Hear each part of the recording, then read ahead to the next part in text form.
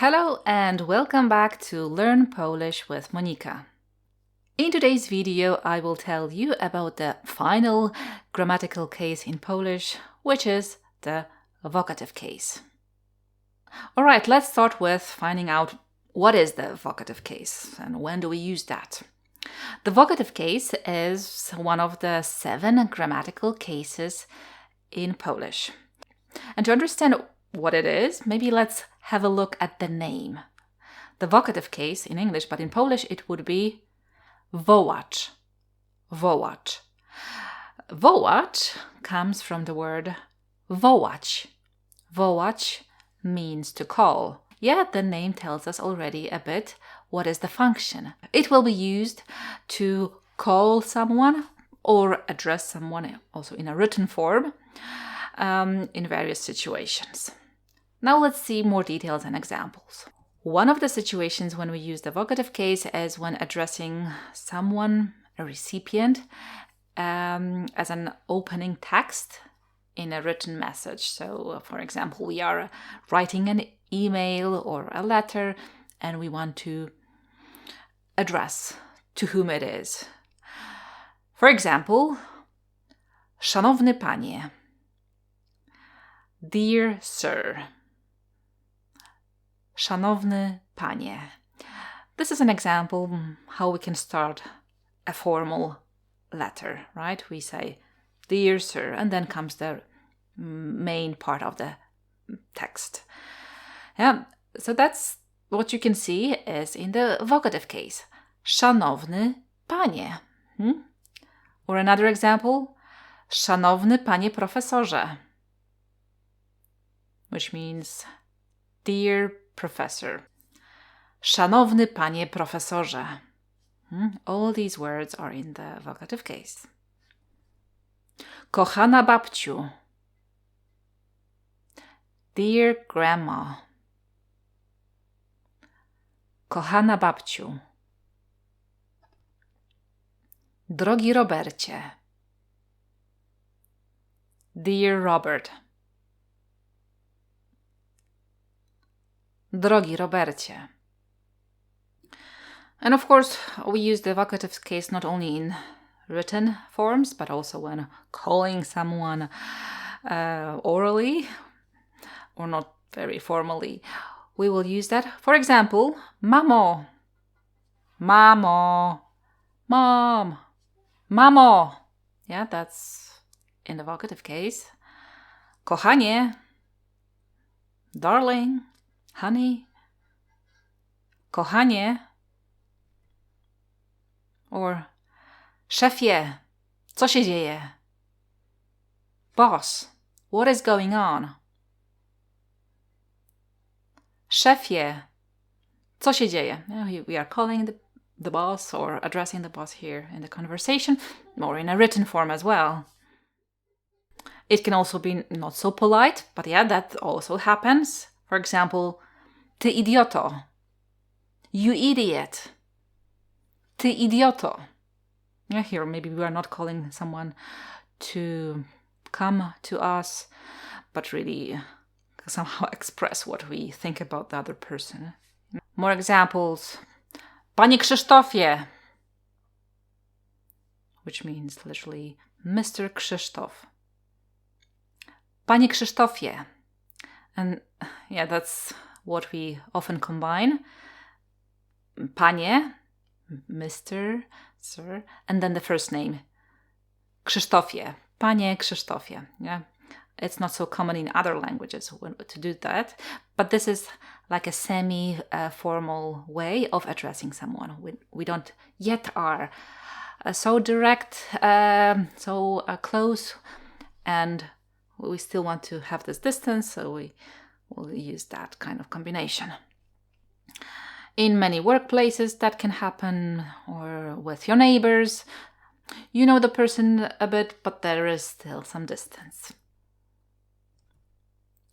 You can also use the first name in the locative case and say Krzysztofie, which is the Polish version of the name Christopher. Krzysztofie. Krzysiu. which is Krzyś. And Krzyś is the soft diminutive form of Krzysztof.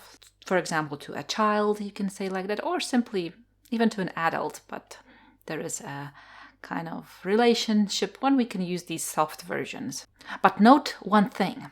In the spoken language, we usually use the nominative case when calling someone with their first name that has no adjectives in front or no pani, pan before that. For example, it's very natural to say Krzysztof, Christopher, instead of Krzysztofie. And let's also focus a bit on the last names. Are last names used in the vocative case? Well, actually not very often. We rarely use the last names when addressing someone, when calling someone. In general, avoid that, because if you do so, it might sound not very polite. I know that in some languages, it's very polite to use your last name, especially with those titles, sir or Mr. But in Polish, we tend not to use last names when calling someone. Only in certain situations, the last names might be used when calling someone. And then the form of the last name will be equal to the basic form, so the nominative case. Let's see some examples when the last name would be used when calling someone. Kowalski. Kowalski, that's the last name, one of the most common Polish names. Kowalski. Again, normally we will not call someone by their last name, but in certain scenarios, in certain groups, that can be used. For example, in the army, they might call the other members by their last name, or sometimes in schools, the teachers might call the students by the last name, although I consider that not very polite, even when it comes from the teacher. It doesn't show a good relationship. And especially avoid using the last names when addressing people in official messages. So don't write something like Szanowny Panie Nowak. Don't add this Nowak part, don't add the last name. Simply write Szanowny Panie. That's it. Szanowny Panie. No last name. And as you could see in some phrases that I showed you, in the vocative case, we had pan or pani used. And that's what often happens. We have many opening phrases when we greet someone, when we write a text, opening text in a letter.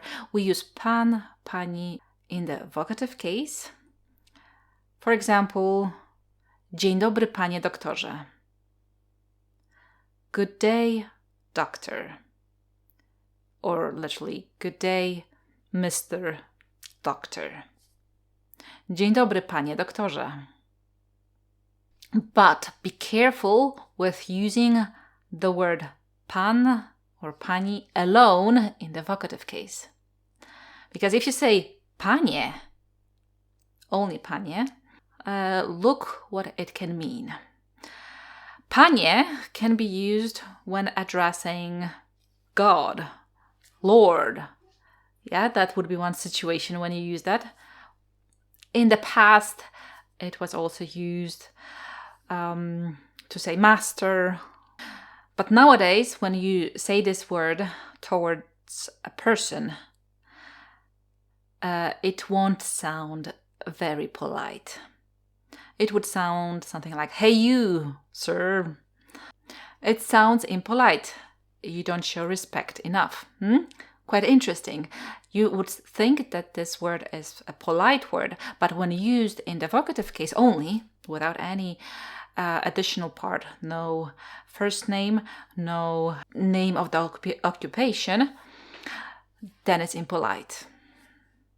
And also good to know that certain expressions with pan and pani although you are addressing someone, calling someone, will require other cases than the vocative case. So that's also quite tricky. For example, dzień dobry panu. Good day, sir. Dzień dobry panu. Here we have panu in the dative case because we are showing who's the recipient. Like, good day to you, sir. And one more expression that is used when we want to call someone that we don't know politely. We will say, proszę pana. Proszę pana, sir. Here we have proszę plus the word in the genitive case. So that's the way how we would call someone. Not panie, impolite, but proszę pana. Yeah, we are calling someone. Yet this one just proves that we need to be careful what kind of expressions we use, because different cases might be required. And finally, the vocative case might be visible in many exclamations. For example, o Boże, which means, oh my God. O Boże. This could be a prayer, but very often this is used just as a reaction when we are emotional. O Boże, we are surprised. O Boże, oh my God. Yeah, that would be the main functions of the vocative case. And the vocative case is quite interesting because it's quite different from the other grammatical cases in Polish. Because it doesn't really show the relationship to other words in the sentence. It's more separate from the rest of the sentence. That is why we often see that in the sentence there is a comma, like separating the rest of the sentence from the words in the vocative case. For example, dobry wieczór, pani Basiu. Good evening, Mrs. Basia. Dobry wieczór, pani Basiu. Here, pani Basiu is separated from the greeting itself, and we can see also a comma here. Or, kochanie, gdzie jesteś? Darling, where are you? Kochanie, gdzie jesteś? Kochanie is separated. Or, patrz, co zrobiłeś, idioto. Look what you have done, you idiot. Patrz, co zrobiłeś, idioto. Patrz, co zrobiłeś, idioto. Yeah, idioto is separated. It's kind of like adding to whom we are addressing this whole message. So that would be the first part where you could see when we use that. Now let's move to the other part when we focus on showing how the words look like in the vocative case. What is the form? And it all depends, like it was in other cases, on the gender of the word, or if it's a noun or an adjective. So if it's a noun and it's a masculine noun, we have some endings that are possible. One of the common endings will be e, that will be added to the noun. And to be specific, this ending will be used when the word ends in a hard consonant, or most of the hard consonants. And here I listed what are the consonants in specific. Also, certain words ending in ets will have this ending. And you can also see this apostrophe before this e. It means that in addition to adding the e ending, there will be some alternations happening, some softening. And here again, I mentioned the alternations that might occur. For example, b will change to b, p to p, and so on. So you can see the changes that can happen. But let's see examples, like szef. Szef means a boss. And to call the boss, we will use the vocative case, szefie, szefie. So what happened here? We added e here, but in addition, we made this alternation f to fi. Szefie, szefie. Yeah, so ending plus the alternation. And there we go. Or pan, sir, Mr. And the vocative case is panie, panie. Kot, a cat. And when we are calling a cat, we will say kocie, kocie. And note the alternation, t changed to ci. Kocie, kocie. Or Piotr, that's a name, first name, man's name. And the vocative case would be when calling Piotr, we will say Piotrze, Piotrze. The changes here, r to ż. And then comes the e ending, Piotrze. Or chłopiec means a boy. And when we want to call the boy, we will say chłopcze, chłopcze. Here the changes, c to ch. And in addition, we lose the e sound. Another possible ending in the vocative case for masculine nouns is u. U. And this ending is used when the word ends in other consonants, and here I listed them. For example, człowiek. A człowiek means a human, a man.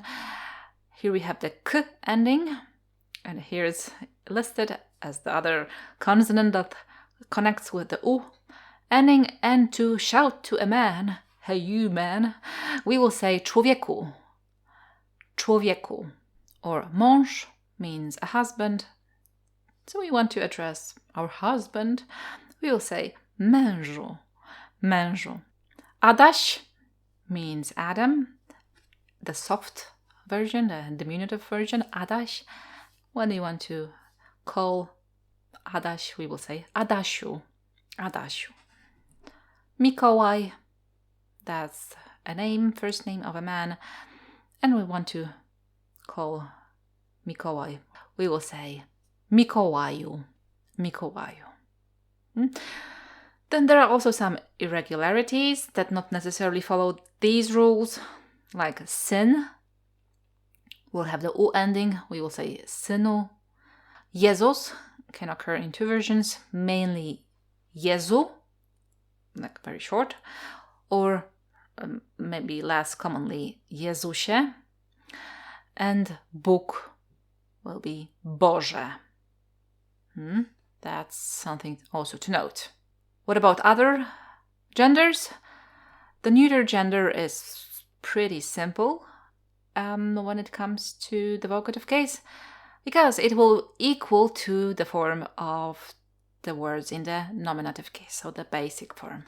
So yeah, dziecko, a child, will simply be dziecko, used when calling the child dziecko. Or słoneczko, meaning the sun, in a soft diminutive form, we will also say słoneczko. Kochanie, meaning darling, honey, we will say kochanie. So the neuter nouns are equal to the basic form. That was simple. And then the feminine gender words, plus the masculine nouns that end in a will have the same pattern. What kind of possible endings here we have? We can have the ending o, and it will be used for most of the words, the feminine words that end in a, or masculine words that end in a. For example, mama, meaning mom, and the vocative case is mamo, mamo. So we change a to o. Tata, dad, will be tato, tato. Anna, a name, first name, will be Anno. Kolega, a friend, will be kolego. Kierowca, a driver, will be kierowco, kierowco. We can also have u ending added to feminine nouns, in the vocative case. And here will be only certain words that will end in cha, ja, nya, sha, ja, and very often la and ya. Then we use the u ending. For example, babcia, grandma, will be babciu. Ania, that's the first name. Anna in the soft version, the diminutive form, and it will be Aniu. Also, we can have the I ending, not very often, but still, you might see it. This is when the words end in I or a soft consonant. For example, pani, madam, will stay the same because we already had the I, so it's pani. Or miłość, love, when we want to address love, we will say miłości. And finally, quite rarely, you can see the ending of feminine words in the vocative case, and these would be words ending in a hard consonant. For example, młodzież. Młodzież means young people, students, and we want to address young people, we can say młodzieży, młodzieży, droga młodzieży, dear students, dear young people. And what about the adjectives? What kind of form adjectives have in the vocative case? This is pretty simple. They will equal to the nominative case. For example, the masculine adjectives will have or I ending, like kochany, drogi. The neuter adjectives will have or ending. For example, kochane, drogie. Feminine adjectives will have a ending. For example, kochana, droga. And now you can see at a glance all the possible endings that nouns or adjectives might have in the vocative case. And you can see the division into different genders: masculine, neuter, and feminine. This only covers the singular number.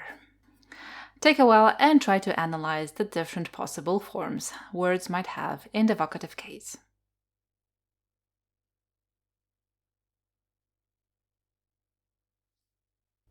And now let's see more examples with words in the vocative case so that you can get more familiar with the forms. Szanowny panie. Dear sir. Szanowny panie. Szanowny panie profesorze. Dear professor, when writing to a man. Szanowny panie profesorze. Szanowna pani. Dear madam. Szanowna pani. Szanowna pani profesor. Dear professor, when writing to a female. Panie doktorze. Doctor. Panie doktorze. Panie dyrektorze. Director, when talking to a man.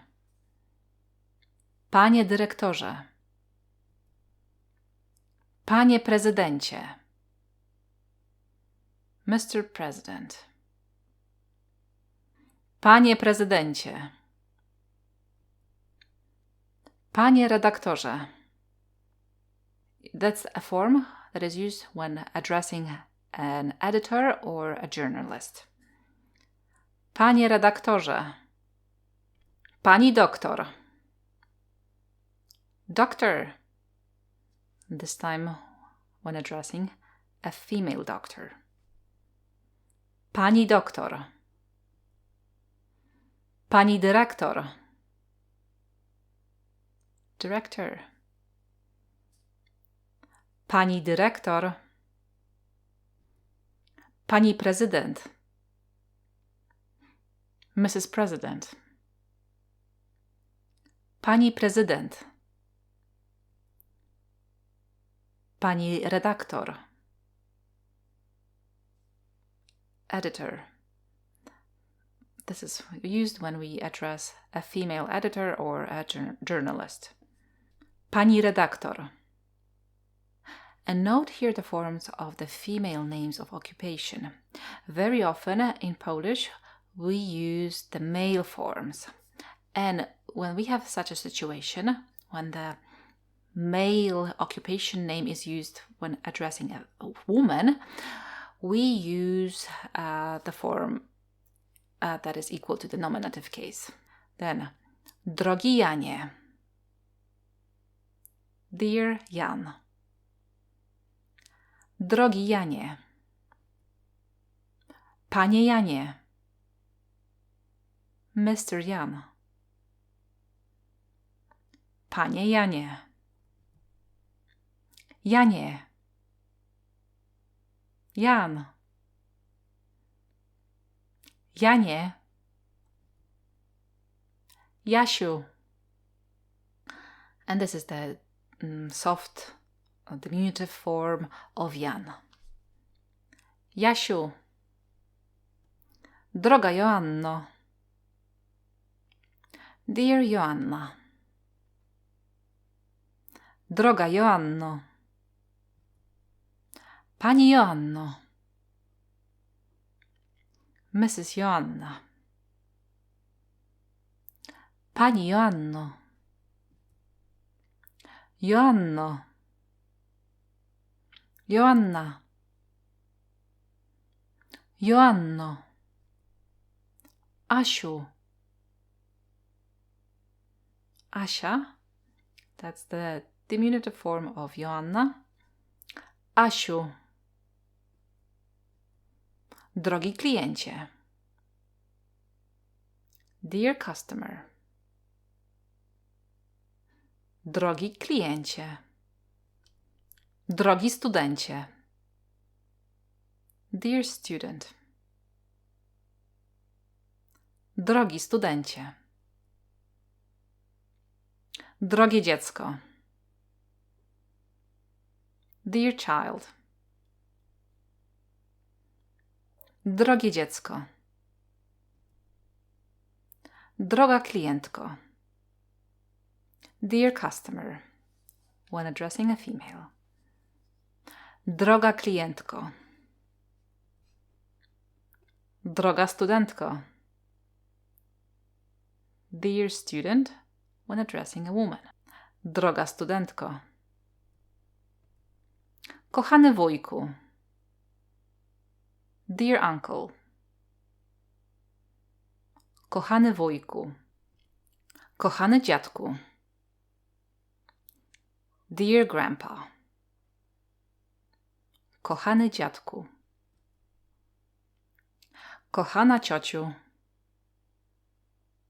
Dear aunt. Kochana ciociu. Kochana babciu. Dear grandma.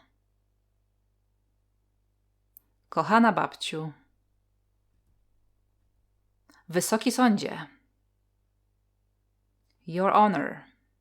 A phrase you use in the court. Wysoki sądzie. Święty Mikołaju. Santa Claus. Święty Mikołaju. Kochanie. Darling. Honey. Kochanie. Mamo. Mom. Mamo. Tato. Dad. Tato. Ty idioto. You idiot. Ty idioto. Głupcze. Fool. You fool. Głupcze. Kretynie. Moron. You moron. Kretynie. Ty kłamco. You liar. Ty kłamco. Stój, złodzieju. Don't move, you thief.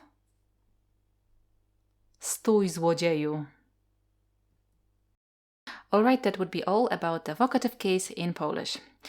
We could see that this is used when we are calling someone, addressing someone politely or informally, but we need to be careful sometimes what kind of words we use or not use.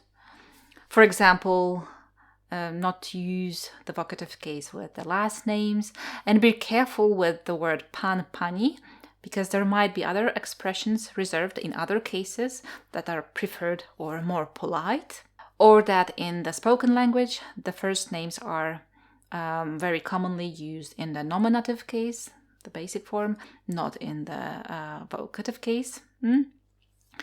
Yeah, and that the vocative case is quite separate from the other parts of the sentence. Alright, that would be all. Thanks for watching and see you in the next lesson.